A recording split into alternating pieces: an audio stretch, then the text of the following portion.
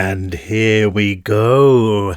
Welcome back for the final instalment of Death Sentence, where we will find out whether everything that Alex has been through will lead to a death sentence.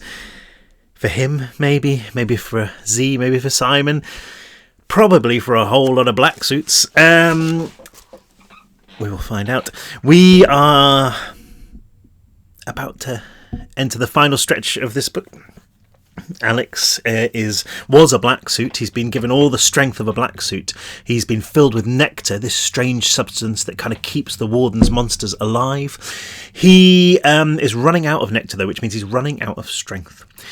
He and Z and Simon and all the inmates inside Furnace have barricaded the warden in the tunnels beneath Furnace. They're trying to get into the elevator to get up to the top. They think that's the only thing standing between them and the way out. However, the warden has basically just been on the video screen and he said, you know what, I don't need any of you, you're all going to die. And he's just about to send in something that he calls the Berserkers. And we're about to find out exactly what they are. So, without further ado, the last 4 chapters of Escape from Furnace, Death Sentence. Berserkers. I barely had time to move as the creature forced its way out, smashing through the elevator doors with such strength that they were torn through the wall, spinning over the yard like blades. I ducked to avoid one, seeing it plough through the fire and cartwheel into a cluster of cells. I didn't want to look. I didn't want to see what emerged from the guttering gloom inside the ruined elevator. But when a hellish bellow ripped through the hot air, sheer terror wrenched my head around. Even after everything I'd seen, all the horrors of Furnace Penitentiary, I couldn't believe my eyes. The creature was so big that it had to unfold itself from the giant elevator car, its long limbs as black and hard as a beetle's, its torso like an ancient tree gnarled and knotted by time. It seemed to wear a shroud of darkness, a cloud of poison that made my eyes sting just to look at it.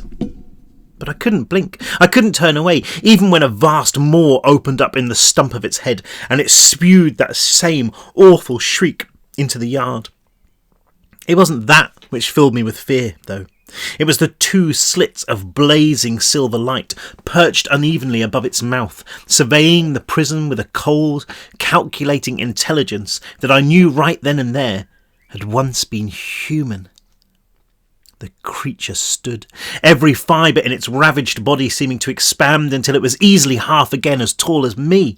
Its spidery arms flexed, too many joints making them look like they'd been broken in a dozen places. But there was no denying the power of the creature as it slammed its fists down onto the floor, gouging 2 ravines in the stone. Then, using all 4 limbs, it began to run, tearing across the yard as fast and hard as a freight train.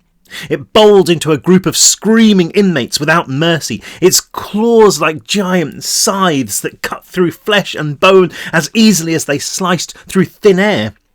The carnage was so swift, so relentless, that it didn't seem real. Like I was watching a movie. Only when Simon ran over, grabbing my arm, did my brain snap out of its trance, the horror flooding back with such a sudden jolt of reality that my heart skipped a beat. "Let's go!" he yelled, dragging me after him. A kid in a skull bandana slammed into us, reeling as he bolted towards the far side of the yard and the entrance to the trough room.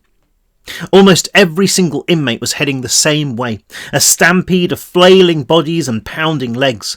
All eyes were on the beast behind us and the route ahead until another choked growl broke free of the elevator. "Oh no," I said, the words not even a whisper, like they were afraid to leave my mouth. Against every instinct, I looked over my shoulder to see a second impossible form crawl from a hole in the elevator ceiling. This one was as soft as its brother was hard, its pale pink flesh like porridge hanging in bags over its squat body. But it moved with the same speed, exploding into the yard on 4 huge legs and running right for us. "You got a death wish?" screamed Simon, fingers still wrapped around my overalls. "Come on!" There was no way we could have outrun the creature, but luckily for us it was distracted. The 3 skulls posted inside the vault door emerged, their faces dropping and their shotguns rising in unison. The first fired before he could even aim, the shot going wide and causing the beast to spin around, doubling back. The skull dropped his smoking weapon, retreating, but the other 2 fired together. The creature's baggy flesh jiggled with the force of the impact, a bubble of inky blood bursting on its flank. But the shots didn't even slow it down. It barreled into them, its sheer size engulfing both boys. I turned away before I could see what happened, but it didn't stop the sound of tearing meat from filling my head. There was a bottleneck outside the trough room, inmates climbing over each other as they fought to get through the narrow opening. I risked another look back as we joined the crowd, seeing the first beast still cleaving through inmates on the far side of the yard, and the second running a coarse, fat tongue across the wet floor, its corpulent body shuddering with delight. "Come on!" shouted Simon, pushing through a cluster of smaller boys to try to get to the front. It was taking forever. There was no way we'd survive long enough if either of the beasts came our way. "Go up!" I yelled, breaking off from Simon and making for the nearest staircase. The platforms above us were alive with movement, kids stumbling towards what they hoped was safety. We joined them, tearing up the metal steps as fast as we could until we'd reached the 4th level. From the narrow landing we had a bird's eye view of the nightmare below, the 2 creatures momentarily distracted from their prey by the fire still blazing in the middle of the yard. "What are they?" Simon whispered. "I've never seen anything like that down below. They look like..." He faltered, unable to think of any comparisons. I couldn't either. Yeah, the warden had made me a black suit, and he turned other kids into freaks, but even Gary, with his misshapen body and his blood-stained claws, hadn't looked anything like this. "Berserkers," I said, repeating the warden's name for them. "They belong to Alfred Furness." "How do you know that?" Simon asked. "Gary," was my reply. "He's becoming one too. The warden told me, he showed me. He doesn't know what they are, only what they're for. They're killing machines. Furness's sick pets." I suddenly realised what I was saying and why the beasts were here. "You heard his voice on the phone, same as me. He sent them because of what we did. This is our fault, Simon." The insect-like beast had grown bored of the flames. On 2 legs now, it bounded across the yard in long, loping strides that reminded me of the Weezers. At first I couldn't make out where it was going. Then I saw the 2 shapes huddled inside an open cell. The berserker uttered a high-pitched chirrup that sounded too much like laughter. He grabbed the bars and wrenched them from the wall in a shower of rock and dust. "We have to do something," I said. "No way," said Simon, his voice laced with fear. "No way, man. We lie low, wait for..." I watched his face fall as he realised there was no help coming. He'd heard the warden as clearly as I had. Everyone in Furness was paying the price for our attempt at freedom. Those creatures had their orders. They wouldn't leave until every last living thing in general population had stopped breathing, until we'd all been executed. "Alex," he said softly, "if you go down there, then you'll die. You're strong, yeah, but those things..." Events in the yard finished his sentence for him, the berserkers tormenting the inmates like cats playing with mice. I watched them for a while, the sight making my guts churn and my head pound. Then I looked back at Simon in time to see him toying with something in his pocket. He caught my eye, pulling his empty hand out and resting it on the railing. "What is that?" I asked, remembering him stealing something from the warden's quarters. "Is it a blade?" He shook his head. Then, realising that I wasn't about to let it go, he slid the object from his overalls and held it up. Just seeing it seemed to make my body blaze, so hot that I had to check to make sure I wasn't burning. It was as if the nectar inside me was calling out for what Simon held in his hands, screaming for it. "I didn't know what was going to happen to you," he said, the dark syringe trembling in his unsteady grip, the flecks of golden light embedded inside seeming to spin like distant stars. "Like I said, Alex, sometimes if you get pulled off the nectar too quickly, then your body just decomposes. I figured if we had some, then, Below us, another chilling shriek exploded out across the yard, trailed by a chorus of weak human screams that set my teeth on edge. The last of the crowd was squeezing into the trough room, but not fast enough. The fat freak was shuffling towards them too quickly, its rolls of loose skin dancing in the firelight. I saw its mouth open, lipless and grotesque, but nonetheless still smiling. I knew what I had to do. "Give it to me," I said, holding my arm out. Simon hesitated, gripping the needle as if it was a poisonous snake. "If you take this, there's no telling what will happen to you," he replied. "Another dose of nectar and your body might not be able to find its way back. You might become a black suit for good." "It doesn't matter," I said. "If I don't take it, then none of us are getting out of here." Simon flinched as another desperate wail drifted up from below, cut short by a gut-wrenching snap. Then he nodded, pulling the cap off the syringe and grabbing my wrist with his other hand. I drew up my sleeve, my mind too confused, too frightened to really make sense of what was going on. I knew this was a mistake. The warden's poison would do all it could to pull me back, to make me once more a soldier of furnace. I might as well have been handing myself back to him on a silver platter. I felt the sting of metal in my flesh, looked down to see my veins pulse black, a creeping darkness that flooded me with cold heat. "Just don't forget your name," Simon said, waiting until the plunger was all the way down before sliding the needle free. "Alex Sawyer, don't forget it. I'll be here for you when you come back." He carried on, but I wasn't listening. It was like I'd been thrown into a black lake, the world suddenly impossibly dark and quiet. All I could hear was my own breathing and the thrashing beat of the nectar as it clawed its way through my system. My muscles tensed, my grip on the railing so tight that the metal buckled. But it wasn't enough. When I glanced into the yard, that spectre of fear still loomed at the back of my mind. "Slap me," I said to Simon. The boy looked like he'd suddenly shrunk, and his expression was one of terror, like I was another of the beasts below. I repeated my order, this time in a guttural growl better suited to some demon. Simon lifted his hand and brought his open palm hard across my cheek. Whoosh! The pain flared through me, carrying with it an anger so intense that it felt like my conscious mind was being buried in mud, locked away forever. I roared at the boy, raised my fist to return the blow, caught myself before it was too late. "Again!"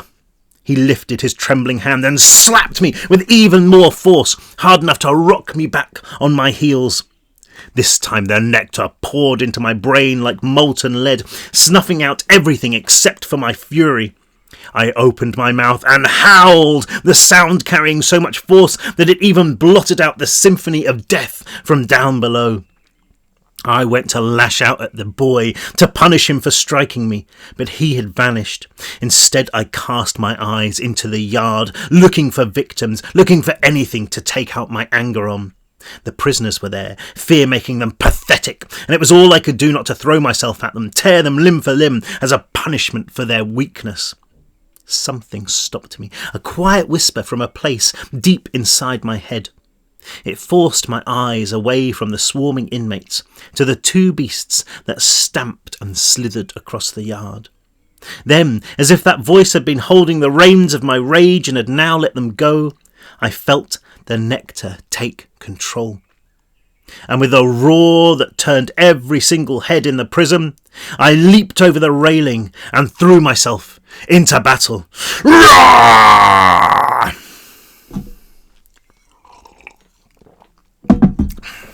Endgame.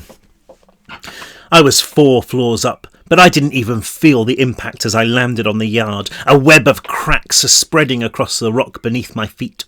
I was moving again before I even knew it, tearing through the thick crimson light so fast I could feel the wind on my face, thick and heavy with the scent of blood.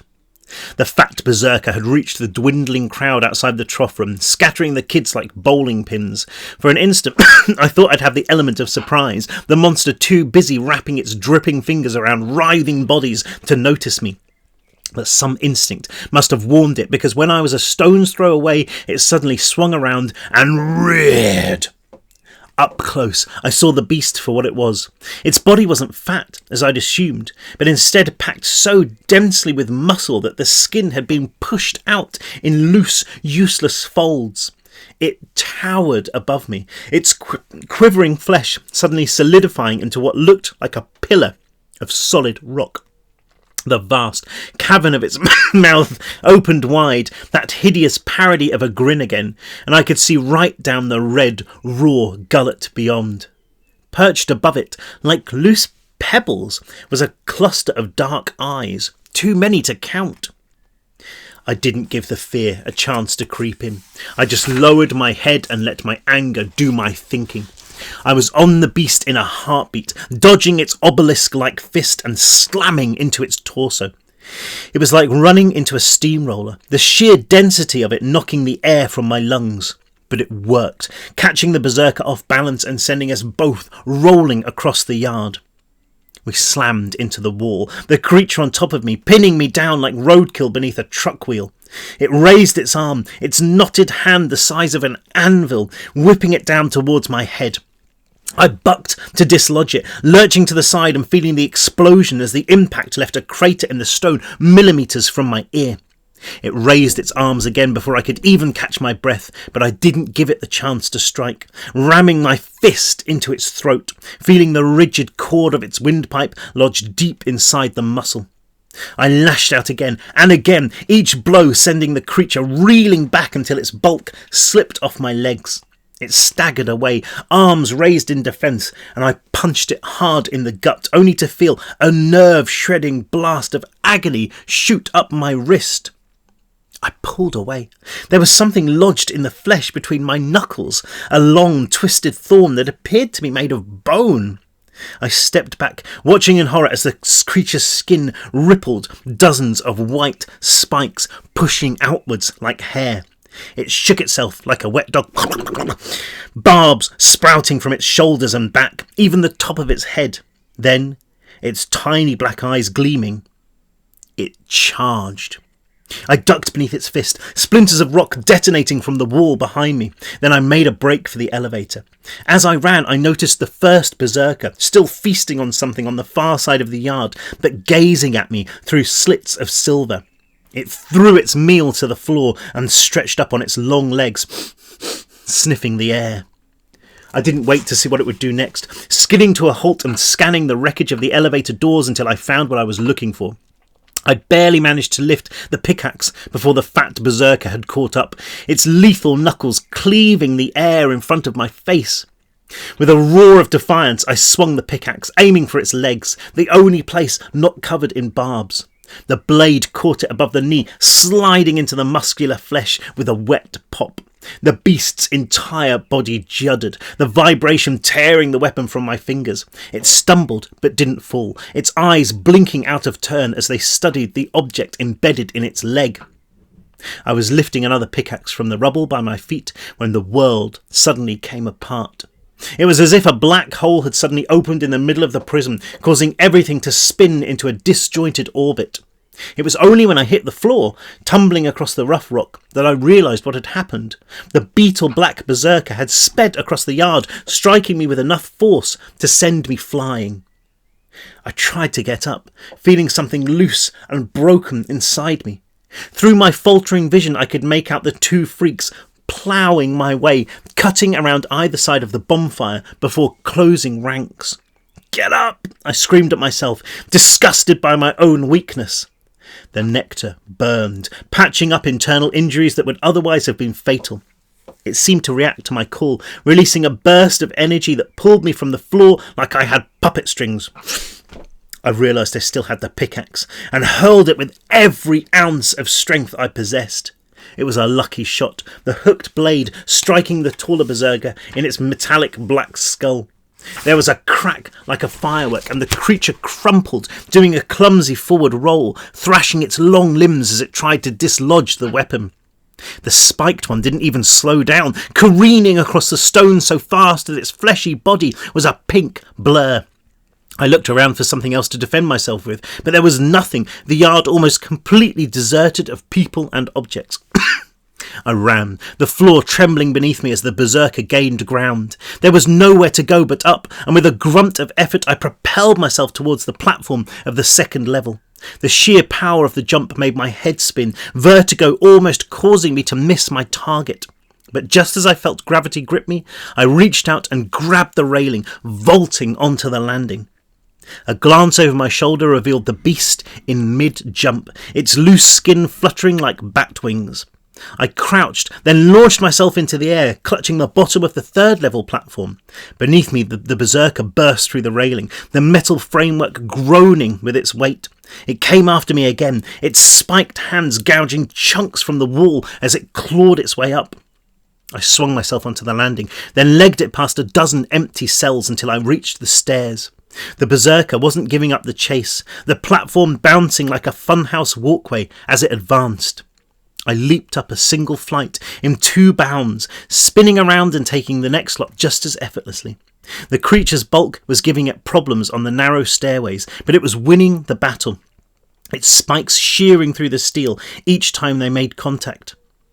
I kept running, rising up past the 5th level, then the 6th, then the 7th. The nectar was like nitro, turning my head and lungs into muscles, and muscles into an engine that didn't once protest, not even when I'd climbed to the 12th level and run halfway down the landing. The air up here was stale, never used, the yard below as small as a playground.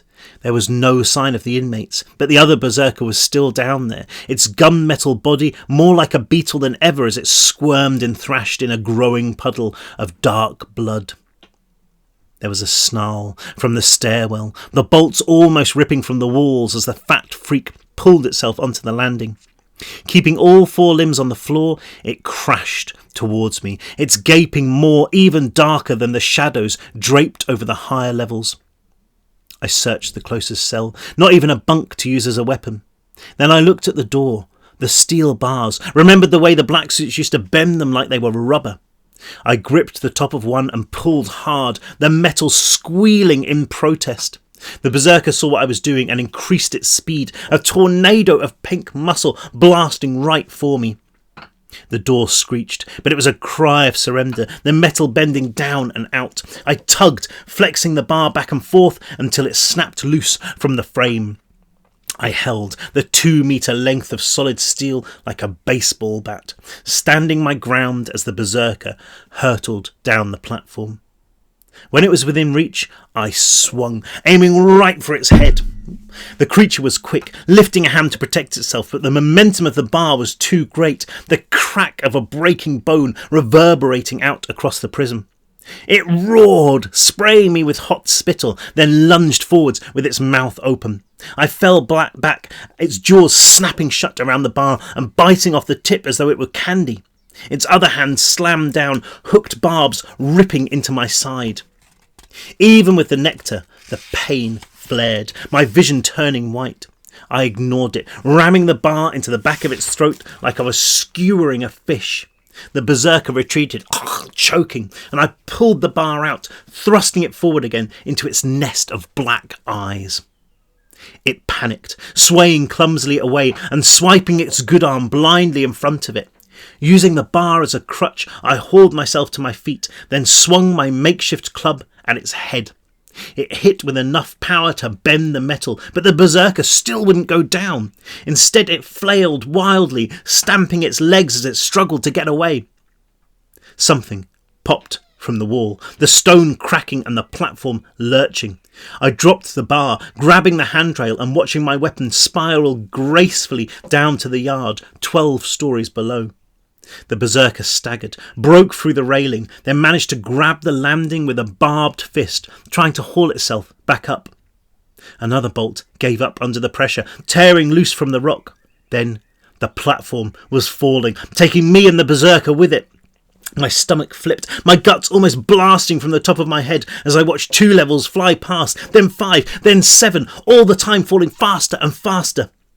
The platforms were close enough to touch, and I tried to grab a landing, but my arm almost ripped from my shoulder. The jarring impact must have slowed me, though, as I spun once and reached out again, somehow managing to hook my elbow around a railing. My body slammed into the metal, almost pulling another set of bolts from the wall. but it held. Looking down, I saw the loose platform strike the yard only 2 or 3 levels below, the Berserker imitating it a millisecond later. It was as if it had C4 packed into its legs, the flesh exploding into a river of black blood that hissed angrily as it sprinkled over the fire. I let go of the railing, dropping to the floor, feeling like every joint in my body had been dislocated or broken. Both Berserkers were down, but I could almost see the nectar inside them repairing their broken bodies. The beetle black freak was still trying to pull the pickaxe from its head, too busy to even know I was there. The other one was already starting to push itself back up. I could see its bones moving beneath the skin, resetting themselves, and knew it was only a matter of time before it was back in the fight. "Alex!" I heard a voice, half recognised the boy who was sprinting from the trough room, struggling to hold on to something. Aside from me, he was the only living person in the entire yard. "Use this!" I ran to meet him, hearing the sound of shearing flesh behind me as the Berserker finally managed to wrench the blade from its twisted skull. The kid's eyes widened as he looked past me, stumbling to a halt. He must have seen something demonic in my eyes too, as he threw the object to the floor before I reached him, legging it back to the canteen. The cylinder rolled in a half circle, packed tight with the same gas that had wrought so much damage earlier. I snatched it up, turning to see the tall Berserker bound towards me on its 2 long legs. Half of its head had been torn away, but the one silver eye that remained stared at me with unrestrained fury. Its claws caught the firelight like shards of obsidian, raised and ready to strike. I never gave it the chance.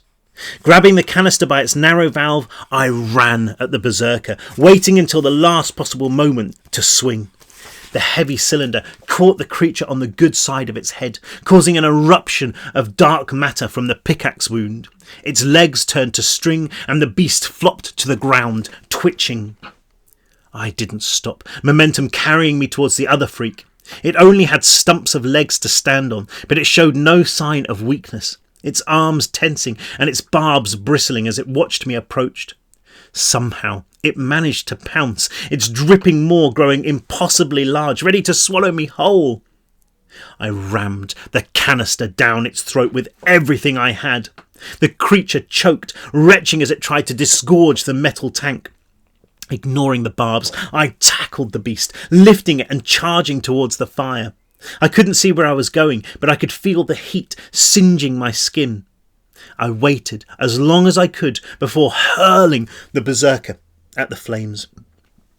The flailing creature vanished into the pyre, its screams soon becoming a pitiful whimper.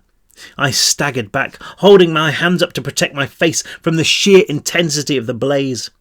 I'd only retreated a few steps before the canister exploded, the shockwave blasting across the prison in a tsunami of heat and tattered flesh.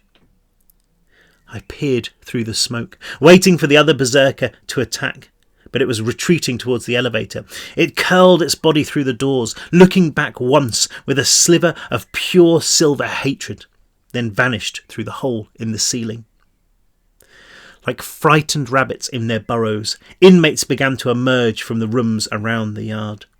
One, the same kid who'd given me the canister, ran right towards me, but the nectar in me was still raging and I stopped him dead with a guttural snarl. He watched me. They all watched me, with wide eyes and open mouths. I could feel the warden's poison urging me to attack, calling on me to finish the job that the Berserkers had started. I was a soldier of Furnace too, after all. It was my duty to obey the warden, to obey the nectar. And it would be so easy. The figures before me nothing but insects in the face of my wrath. The thought brought down the crimson cloud again, and I was charging forwards towards them before I even knew it. Then the voice began to speak, a whisper from the deepest recesses of my brain. You are Alex Sawyer. You are one of them. You are Alex Sawyer. You are one of them. The mantra barely audible, but repeated again and again and again until it filled my head. I clamped my hands over my ears and howled to try and mute the voice. But it didn't give up, cutting through the nectar, cutting through my anger, cutting through the darkness. You are Alex Sawyer. You are one of them. You are Alex Sawyer. You are one of them. The two sides of my mind were waging a war just as ferocious as the one that I had been fighting seconds ago. The conflict threatening to tear my soul in half. I was Alex Sawyer, and yet at the same time I wasn't. I could never be that kid again. I wasn't him, and I wasn't a black suit. I wasn't human, and I wasn't strong enough to be anything else either. I was nothing. I was nothing. I ran for the stairs, heading for the upper levels, for the only thing that would end the madness in my head once and for all.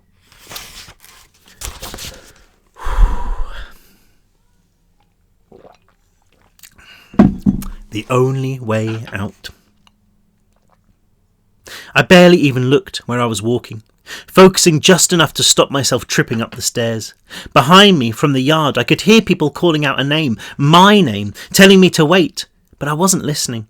The pain in my head was too much to bear, the nectar and the voice like artillery shells pounding 7 shades out of each other in the battlefield of my brain. I knew now how to escape it, how to escape furnace. A few seconds of freefall, then oblivion, freedom. If I didn't end it here, then there was no telling what I would become, what I would do. I don't know what made me stop. I reached the top of a set of stairs and peered along the landing. The view, the same as every other level in Furnace, but somehow different. I glanced down into the yard, now swarming with bodies in white overalls, and realised I was 6 floors up. Something made me let go of the banister and walk down the platform until I came to a halt outside a cell. There was nothing inside but a set of bunks and a toilet, and with the war still raging in my head, I entered and sat on the lower mattress, the frame bending under my weight. My eyes roved around the tiny room, seeing the fingernail marks on the wall, smelling the residue of the gas that seeped up through the sheet, peering out of the bars at a view that was somehow familiar. This had been my cell. So long ago it seemed like a different life. The nectar did its best to block out the memories, coating them in coiled tendrils of smoke. But being here gave the voice strength, and each time it spoke, "You are Alex Sawyer. You are one of them." The warden's poison seemed to ease its grip a little more. I saw a face drop down from the mattress above, blossoming into a smile so big that it seemed to fill the cell with light. "You still here?"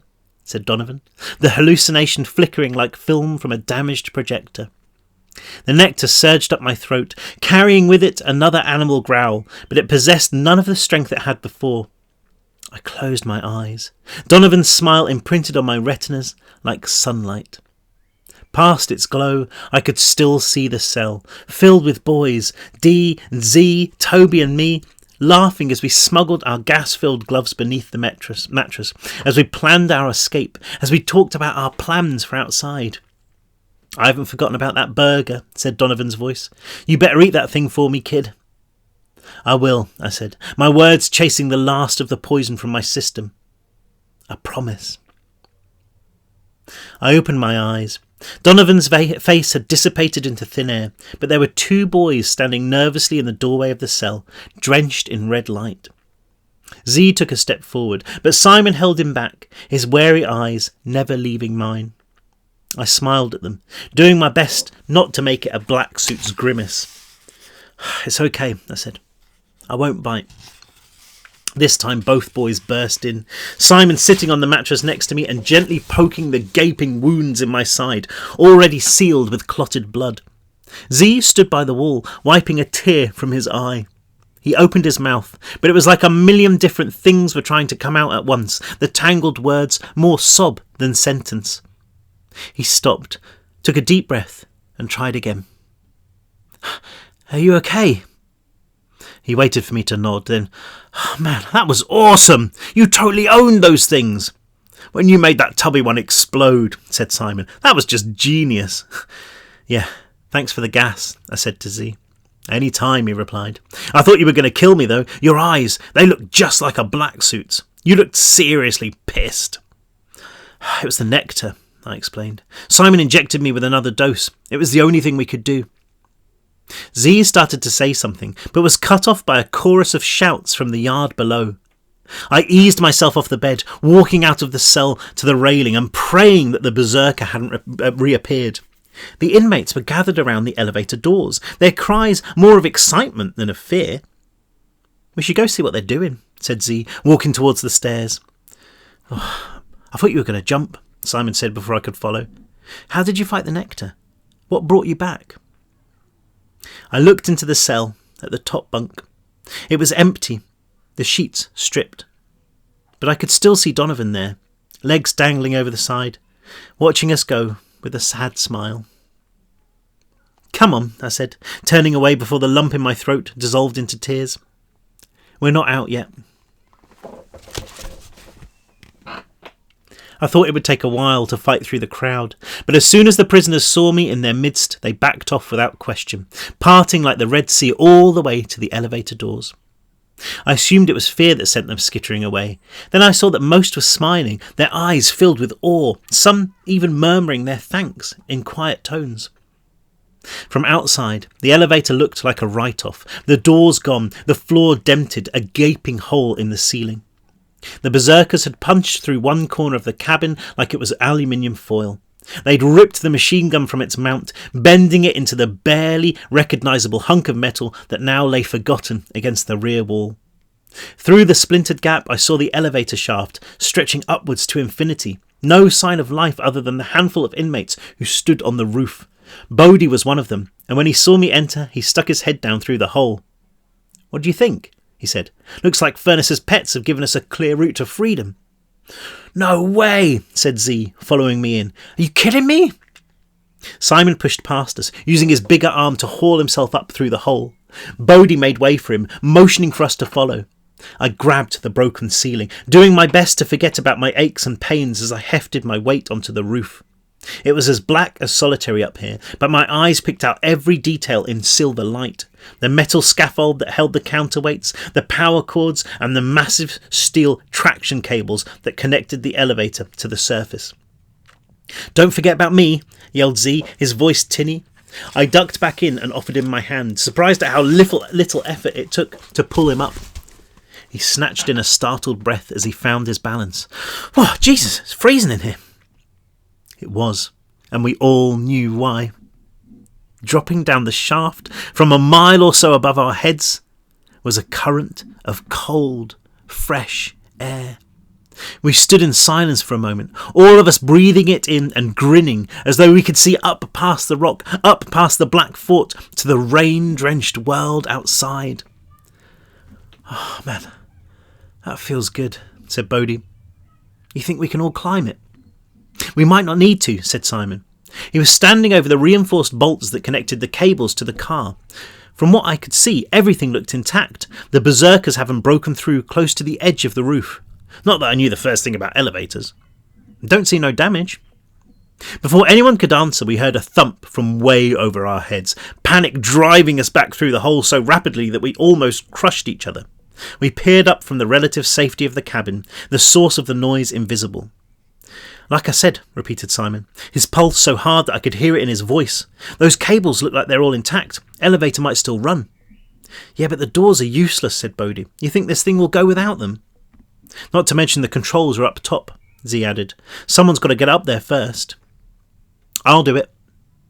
Both Simon and I had spoken the same words at exactly the same time.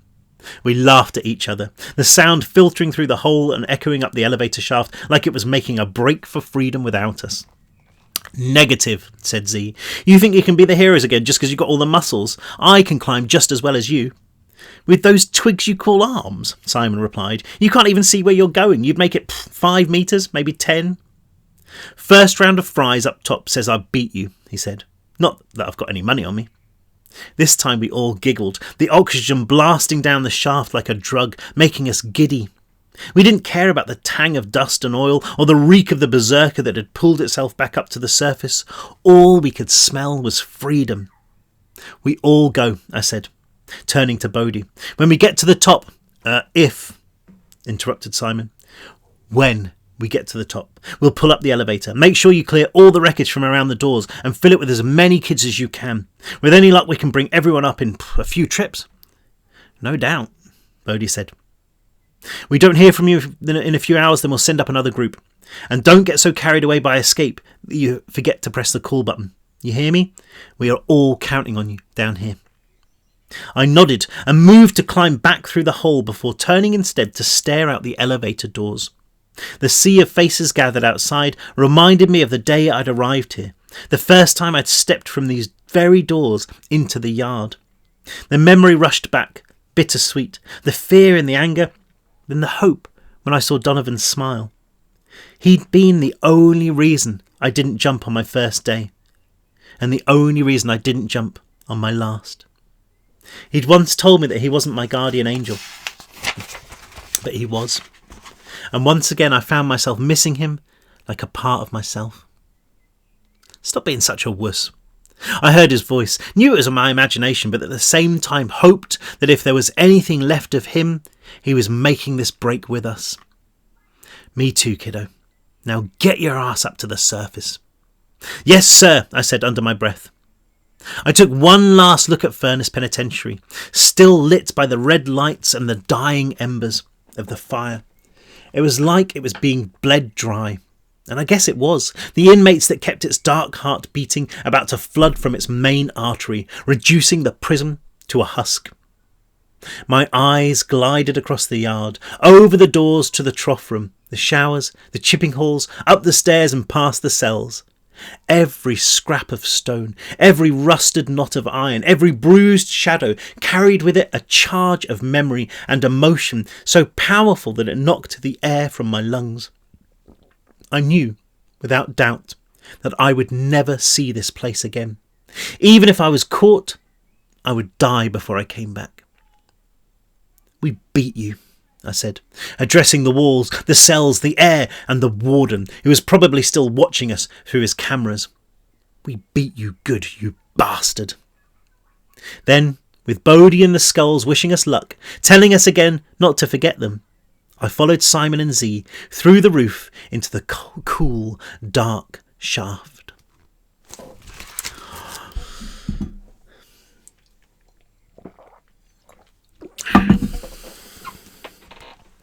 Outside. It was a hard climb, but it was the easiest thing I've ever done in my life. The steel cable dug into my hands, soon slick with blood from Simon and Z above me. Our feet slipped, the growing abyss like the mouth of some vast creature, waiting for us to fall so that it could finish the job it started so long ago. Our raspy breaths echoed back at us from the walls, reminding us of our exhaustion, of the impossibility of what we were doing. But that cold air never stopped blowing, giving us the strength to keep putting one hand above the next, to keep climbing, even though the pain in my muscles was greater than anything I'd experienced before. I never once thought about giving up, because that draft was the breath of the outside world, a ceaseless whisper that became more powerful with every step, and whose promises of freedom made us smile through our agony. We didn't say a word to each other, focusing on the cable like Indian rope climbers, pinching the thick metal with our feet and pulling ourselves up a metre at a time. I tried to keep track of how far we'd come, but it was a futile attempt, the shaft narrowing to a point in both directions like some endless Mobius strip. Only the illusion had no power, because I knew the end was just ahead of us, almost within reach. It was ours for the taking. Simon saw it first, so drained by the climb that his words dropped down in unintelligible clumps. I looked up, the tendons like razors in my neck. I saw a glimmer of light, as soft as daybreak. The excitement that gripped my gut was almost enough to make me lose my footing before settling into one last burst of pure adrenaline that propelled us up the final stretch of cable, whooping like madmen. I was terrified that we'd get to the top and find another set of armoured doors that were impossible to break through, but Furnace Penitentiary knew when it was beaten. When we were close enough, we saw the hole that the retreating berserker had punched in the metal. A finger of white light stretched through it, wavering back and forth like it was beckoning us on. In that second, we became as weightless as the motes of dust we saw dancing in the glow, our laughter like wings that drew us effortlessly into the light. The worst part was the short jump from the cable to the broken doors. I watched Simon pounce, almost losing his grip on the torn steel and plummeting into the darkness. He recovered, pulling himself through the hole, then reappearing, arms stretched out to catch a screaming, flailing Z. By the time they had vanished through the gap, I was in mid-air, the bottomless pit like a black tongue that reached out to pull me in. I hit the doors, almost bouncing off, but managing to hook my fingers into the edge of the hole. Then Simon's hands were around my wrists, hoisting me into the black fort. For what seemed like an eternity, we lay there on the polished stone floor, our breaths coming in deranged fits of giggles as we stared at the ceiling. There were no sirens, no cries of alarm, only the soft hum of the electric lights, blindingly bright after so long inside furnace.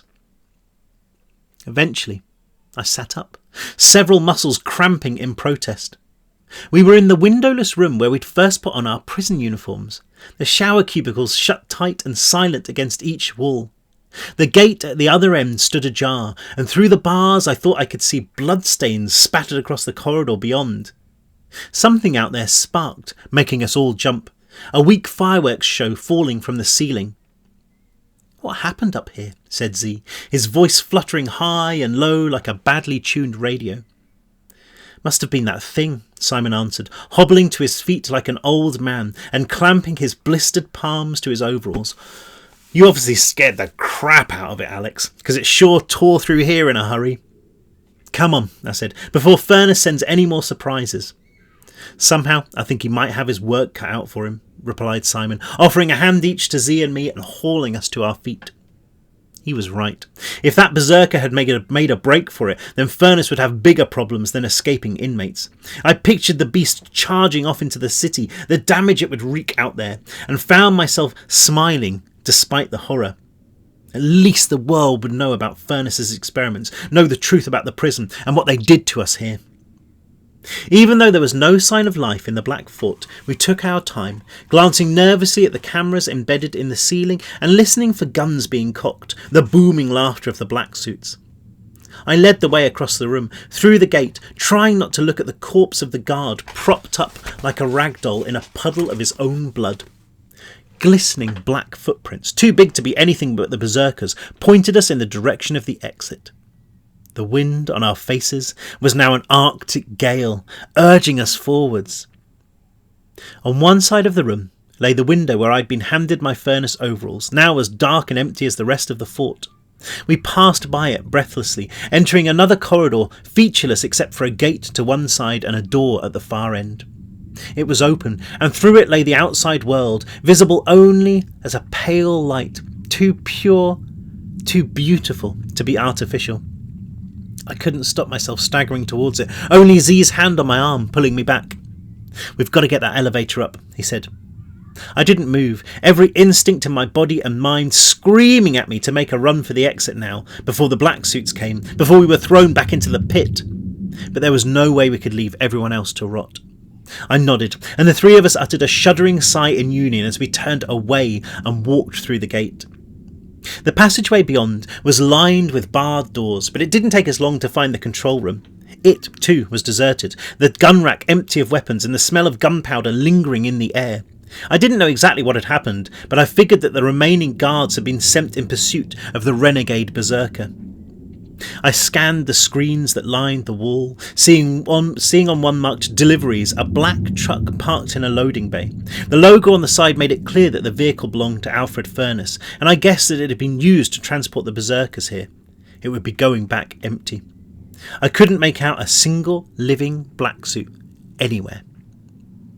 I swept my gaze across the monitors until I found the one I wanted.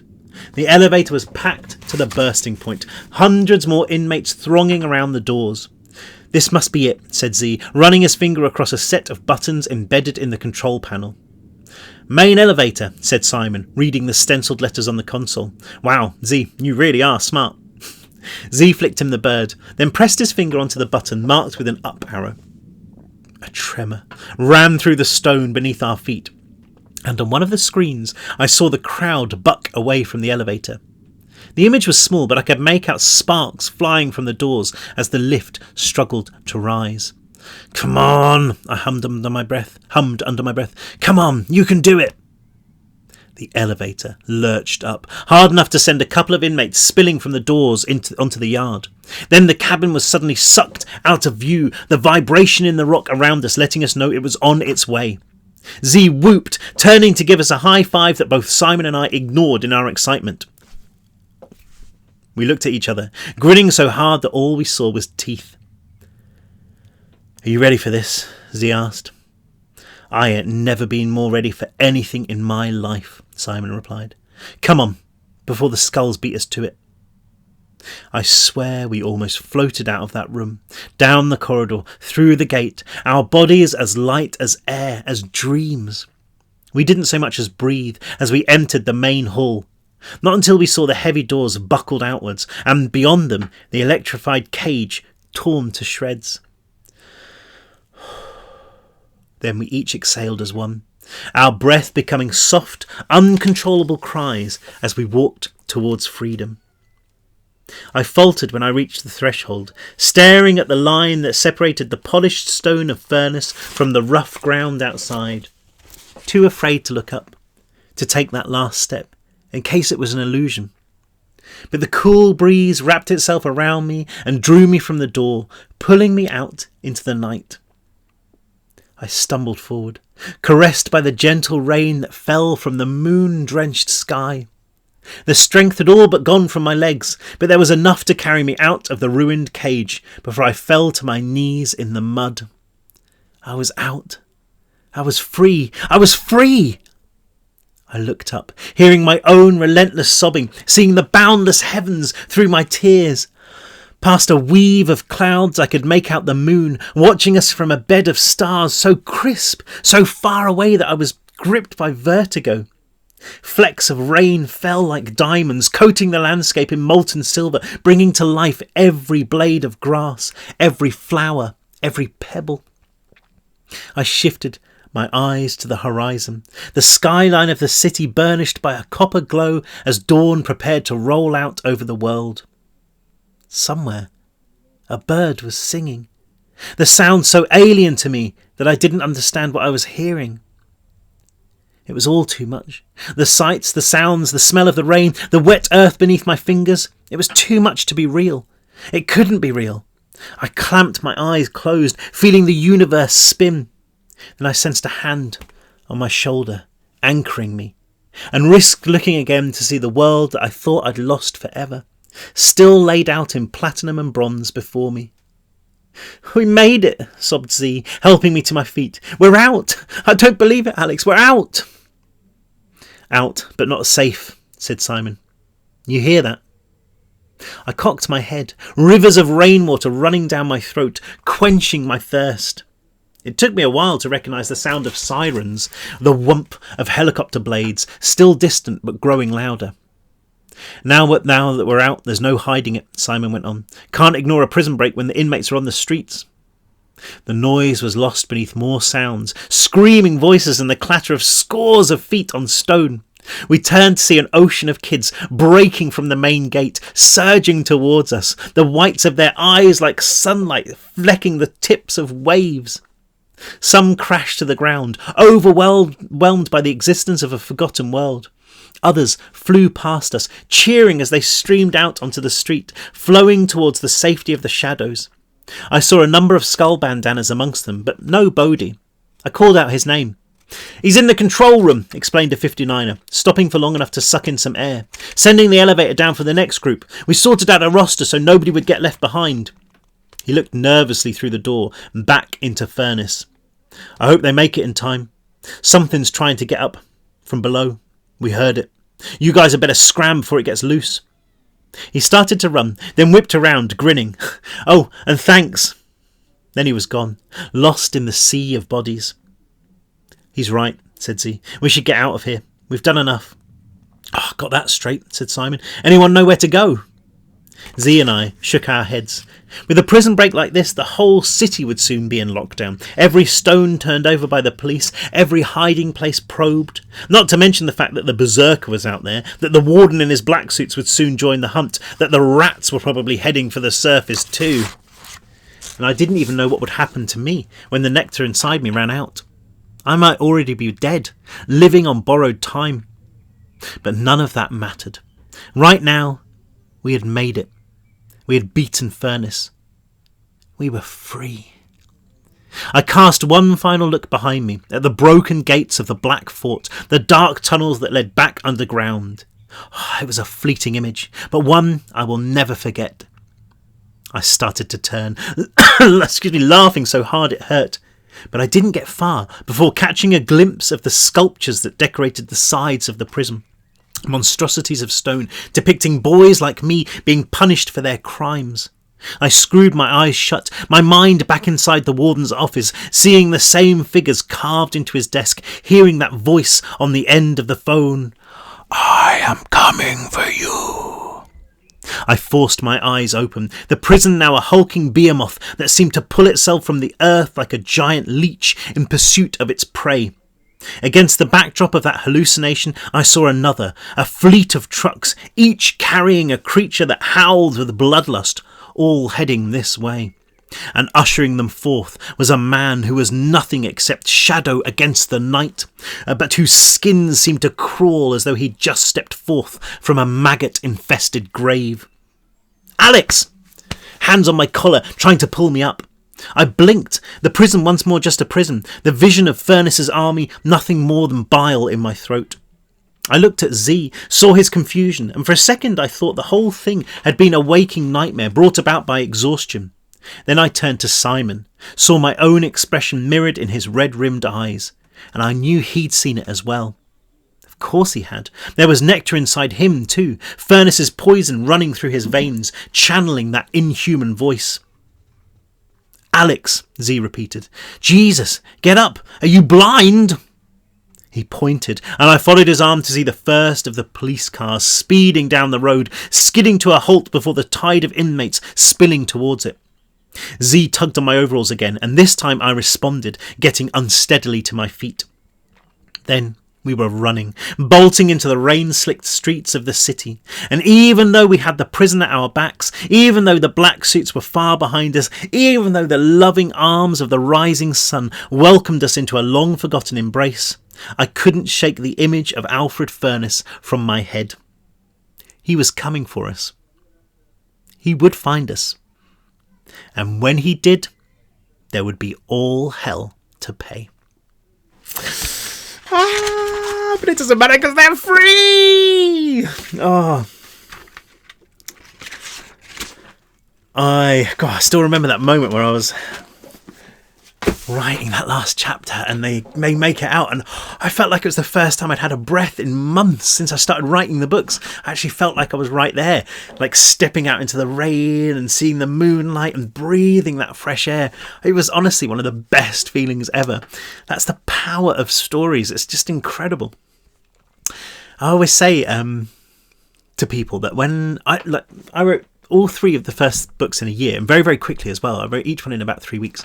And they were so intense that as I was writing, I don't remember anything that happened in my life during those weeks of writing, but I remember everything about the prison. I remember every touch, every smell, every blast of air, every bruise.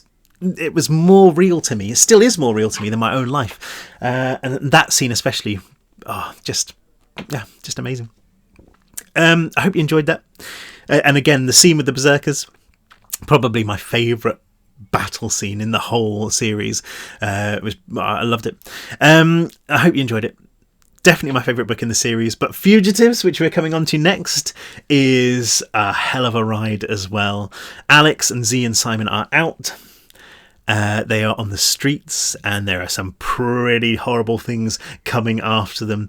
What will happen next? I do hope you'll join me for the next stage of the adventure, Escape from Furnace Fugitives. I will be back on Monday. It's Friday today, so I'll be back on Monday.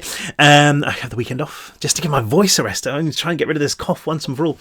And we will see what happens next. Thank you so much for joining me. I know I'm being terrible at replying to comments on YouTube, but I do read them, and it means the world to me, and messages on Facebook and emails and things that you've been sending me. I'm just so happy to know that you've been enjoying it, and hopefully, you'll carry on with the ride. But for now, I know we're all still in lockdown, but for now, take a deep breath and just feel that freedom. It's just the best thing ever. Have a great day. Have a great weekend. And I'll see you soon. Thank you again for joining me. It's been a blast, and I'll see you on Monday. Bye.